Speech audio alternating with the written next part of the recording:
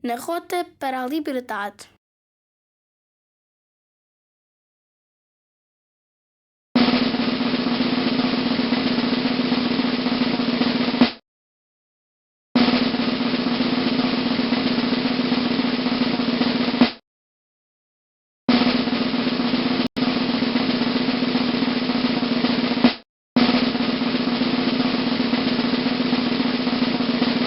Chamo-me Arki e vou contar-vos uma história sobre um pequeno país à beira-mar plantado. Era um país cinzento e nele viviam os meus avós. Uma família com muitos documentos e histórias para contar.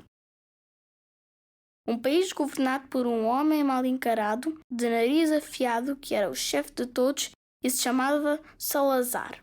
Um país governado por um homem mal encarado, de nariz afiado, que era o chefe de todos e se chamava Salazar. Não se podia discordar do governo, porque existia um polícia diferente de hoje que se chamava Pete.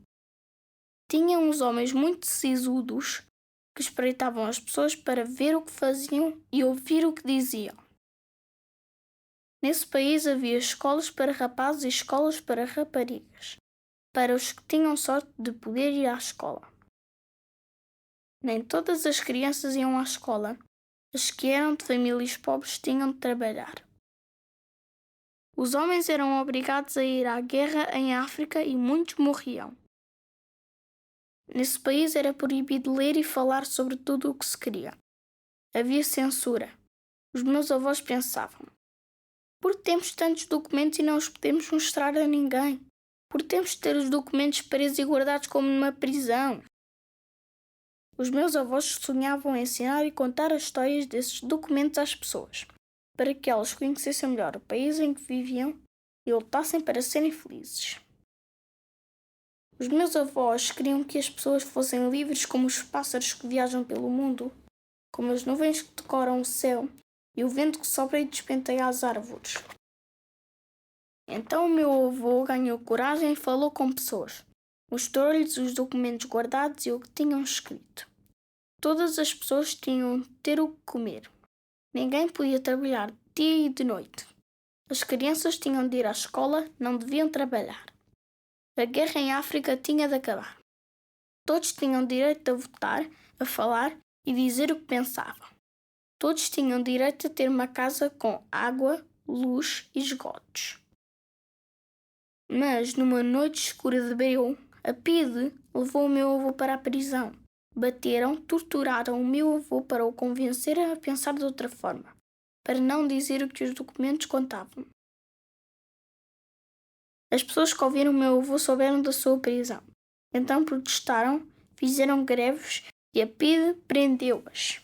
E, nesse pequeno país à beira-mar plantado, as pessoas continuaram tristes. As pessoas continuaram a trabalhar. As pessoas continuaram sem pão. Os homens continuaram a ir à guerra. As crianças continuaram sem saber ler nem escrever. Mas alguns lutavam por um futuro melhor. Os soldados cansaram-se de guerras, as pessoas cansaram-se de ficar caladas sem liberdade e revoltaram-se.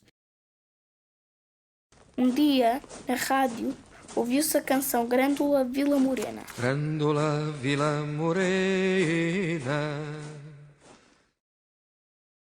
Saíram às ruas homens, mulheres e soldados com armas e balas feitas de cravos. Era o dia 25 de abril de 1964.